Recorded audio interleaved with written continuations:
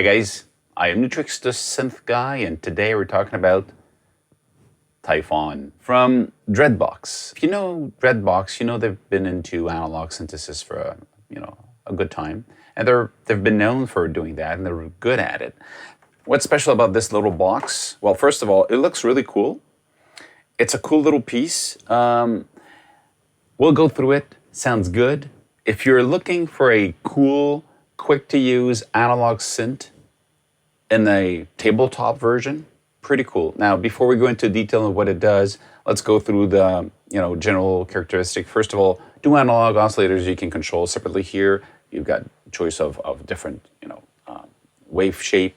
You have a 24 dB per octave filter, so a 4-pole analog filter. We've got two envelopes, one for filter, one for amplitude. We've got 3 different modulators that can be sent to different destinations. Each of them can be sent to 13 different destinations. And the 3 modulators could be LFO, envelope, random, or step sequencer. So that's just for the modulator. You have also a sequencer, a 32-note sequencer in it that can save per patches the sequence with the sound. And you have a 32 bits, 96 kilohertz DSP effect processor in it. Actually, 3 of them. You can run 3 effects at the same time. And each of them, well, one is for delays, one is for distortion, and one is for reverb. So delays and flanging effects.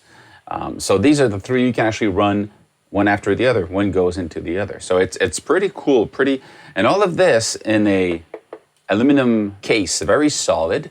It runs with USB, and honestly, with most battery chargers for phones, you can actually run this. So with a battery charger plugged into the USB, this becomes a standalone creation piece you can work anywhere with. The sequencer you can create right on the little window here with the knobs here. At the back, you've got normal full-size MIDI connectors. You got the USB. There's an audio input, so you can go through the whole thing. So you can actually see this also as a processing unit for any type of sound you send through it, because you can use it for, of course, using it through the filter, but also through the effects. So if you like the distortion in it, there's like 5 different distortion, plus a bit crusher effect. There's delays, chorus, flanging, reverb, and all that stuff. So if you want to use that, you can actually use the input, and it works. And you've got 2 full-size, TRS cable output and a headphone jack. So if you're doing portable stuff with this, the headphone jack, and you've got your USB powered, with battery, you can just create in the subway if you want. So that's a pretty cool piece of gear. And the main reason why you would like to have this, first of all, it sounds really analog. It's fat. It's cool. And the choices they made on the different knobs here make it really quick to bring it to speed. I mean, to change it, to have it. You have a time filter control. You have a time for the amplitude envelope. So these are for the envelope. So it really is a quick way to have a short envelope, a long envelope. It's very fast to do that reaction without going into ADSR and changing. So you can still do that. But if you just want to have a longer envelope, you just turn this and the envelope will become longer. You're going to have an open up of your filter, for example. So it's really quick. The logic is really cool. And I'll talk about this. Well, come closer. We'll talk about this, which is very special, and how this works and how you navigate through this. And we'll listen to the sounds. Let's go. So we have this Typhon analog synthesizer here. So this is very simple in a way. You've got the cutoff, you get the resonance, you get which is a 24 dB per octave. We have an envelope generator. So when you bring that up, it will assign more of the filter envelope to the cutoff point movement. So let's say we shut this down and close this. I'm in the amp mode. Let's switch to filter. Okay, we have this. If I want to hear more of the movement, more of the movement. Okay, so the amount of envelope movement assigned to the filter cutoff.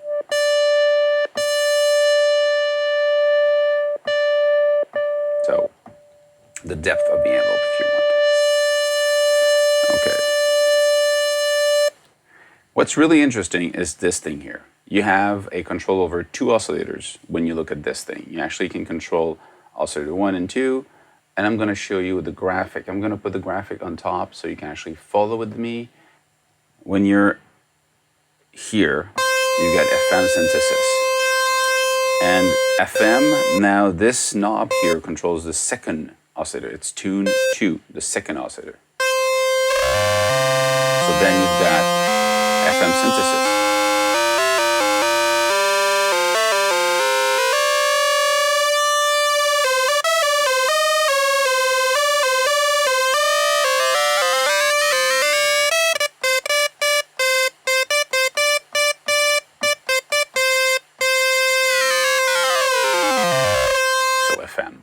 Second one here, yeah, it's a VCO is off, and you only have VCO2 as a triangular. So that's why you say triangle, and you see the 2.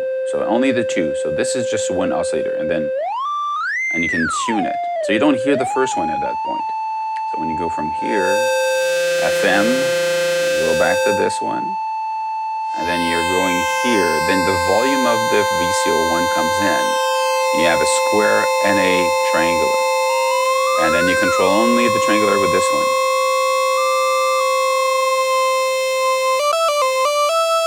When you move again higher, you go to this one here, which is just VCO1, which is a square wave. And then this doesn't work anymore. When you move this, you're playing with the shape, the pulse width variation. To the point of here, you get the VCO1 plus the sawtooth of the second one. So the second oscillator now is a sawtooth. And you go here, and you only have the sawtooth. Let's go lower.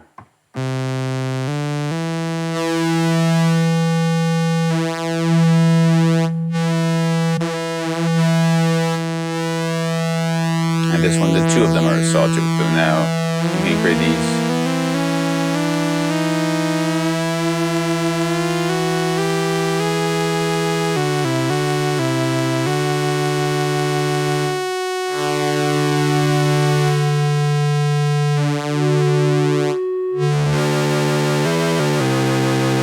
It's a very clever way of changing your tone, your oscillators, where actually you're going from FM, 1 oscillator, 2 of them, 1 oscillator, 2 of them, 1 oscillator, 2 of them. And they have all these different choices, and then this one controls only the second one. So very creative in the way to do this, and have just a simple layout to have all of these controls into just one knob. So a lot of thinking have gone into this to have a quick evolution of sound, which is very cool, and it sounds just, it sounds analog. It is analog. It has this presence. Okay, so let's go to, let's say, this one. Or this one, which is the classic. Big, fat, 2 sawtooth. Okay. The next section that is interesting to know about is this little window here. So if you press on filter here, you're going to jump to the, if you press on the amplitude here, you're going to filter and amplitude here. We got these, you see the ADSR, so these now controls, the ADSR controls for this little window. And when you turn the amp time, actually we're in the filter time, you see here the multiplication of the time. So the ADSR will be longer or shorter, divided or multiplied by where this knob is. And if you want to switch between, right now we're at the VCF. If you want to switch to amplitude, you click on this. So you're jumping between 2 options in that window by pressing on this one here. Keep that in mind, it's going to be useful later on. Okay, let's jump out of, now by clicking this, we're leaving the filter window. But you see usually here, it's basically a list of 7 different pages. By turning this one here, you're going between pages. M1, modulation 1, modulation 2, modulation 3. So the 3 of them are similar. I mean, they have exactly the same controls. So the first one, you see modulation 1, modulator 1, and it shows you it's an LFO. You got the rate, the wave shape, the fade in of the LFO, the destination, and the level. So you can basically just move these values here. So these 5 different options are linked to the control you have at the bottom here. So all the destination here, there are a lot of them, 13 different destinations you can send. So you say, well, I want to send it to CV, control voltage for the pitch, or just the 1 or just the 2. So let's say we send just the 2, and we play it.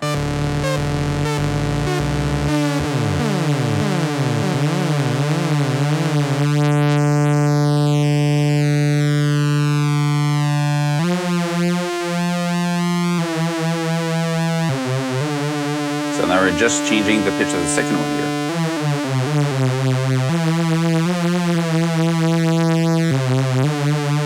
This is a cool sounding synth.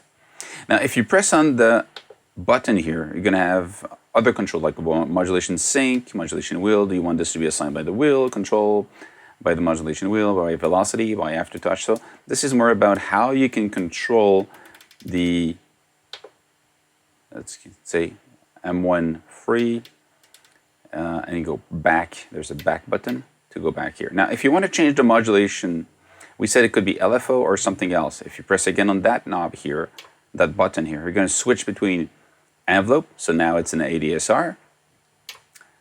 It's a step, it's a sample and hold here. You got a step sequencer. So you can change the steps here. That's the number of active steps. If you say I want to use only 6 steps, now this will have 6 steps. If you say I want to have 22, then you got 22 here. If you want to have 32, then you got 32 steps. And for each of these steps, when you move them, you've got the level and the destination. I don't think the destination changes from steps to step. No, so it's a global send. But then you've got control over the step itself, how many steps you have, the step you want to control, and the volume of that, and how much of this modulation is affecting the destination. Okay? Again, press on it, LFO. So you get LFO envelope or sample and hold or step sequencer. Same thing for the M1, M2, M3. And the effects now, there are 3 different effects. The first one is distortion. Again, there's different shapes of distortion on this one. Second one is chorus, different shapes of chorus, ensemble, flanger. And the last one is reverb, delay, ping pong delay. That's it. Let's actually play them. And one thing you can do, you go load. I'm going to go back here, and elastic, you load, yes. And press play right away. Without, of course, I can play the keyboard. But if I press play here, it plays a sequencer.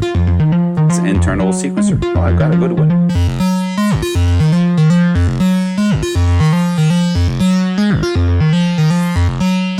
So let's say I want to have distortion, because yes, I do like distortion. This one.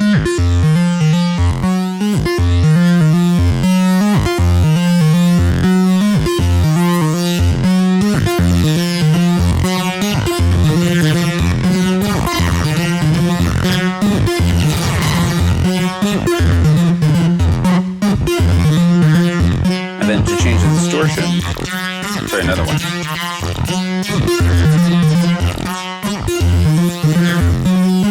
Full shred.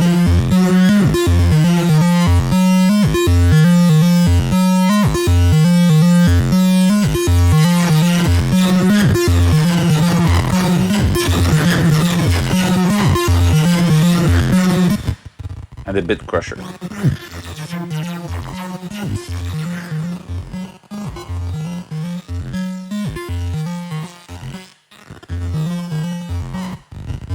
This can be okay.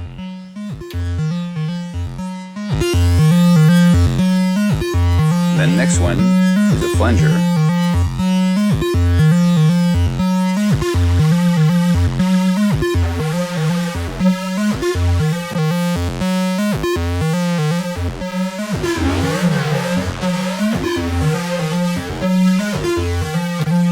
Ensemble. Flanger. The next one, reverb.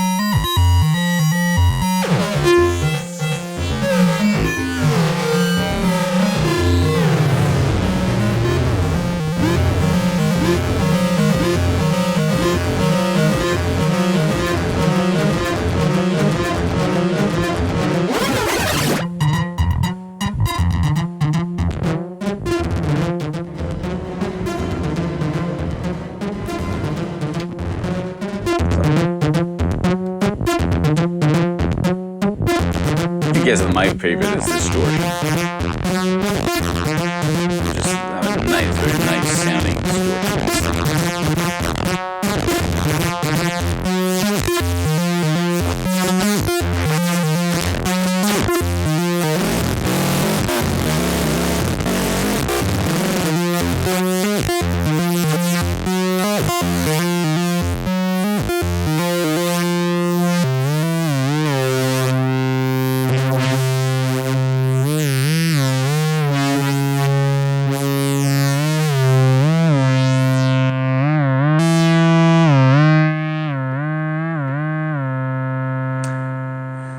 The one thing I didn't talk about is the sequencer. So if you press on sequence here, you're going to have the steps here you can play. For each of the steps, when you move them, you have a control over the octave, the note itself, the gate, how long the note will be, tie or rest if you don't want anything to play, and the velocity of each, depending on what you decide to do with the velocity, it's going to affect this.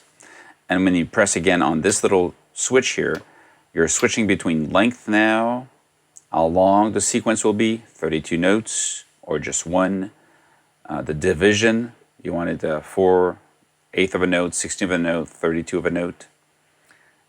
And probability. Probability is a cool thing. Let's actually, I'm going to load a new one. Okay, this is obvious. Ding dong. Okay, it plays two things. Go into probability and bring it down. You say it's probable to 55% that the next note will play. So you get that change in the sequence. So it's kind of not a randomizer, but a random playback of will the note play or not. It's a probability of playback, which is an interesting way to do this. Let's try another one. So we have this one here, and we go, if we go into sequence, probability, there's 24% per chance that the next note will play.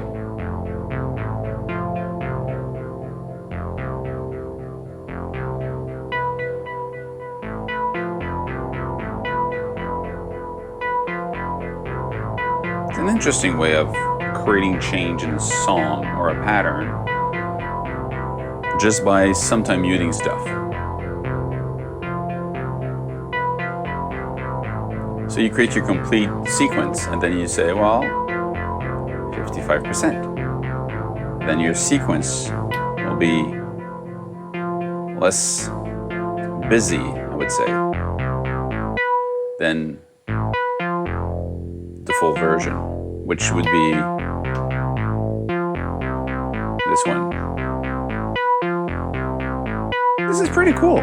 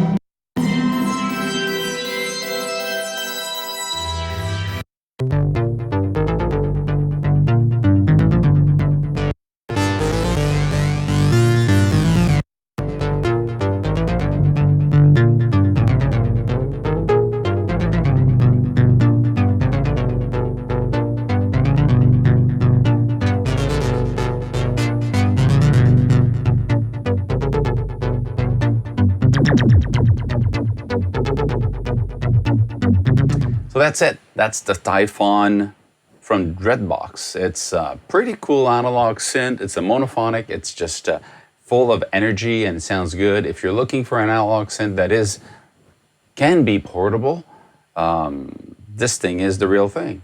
So that's it, guys.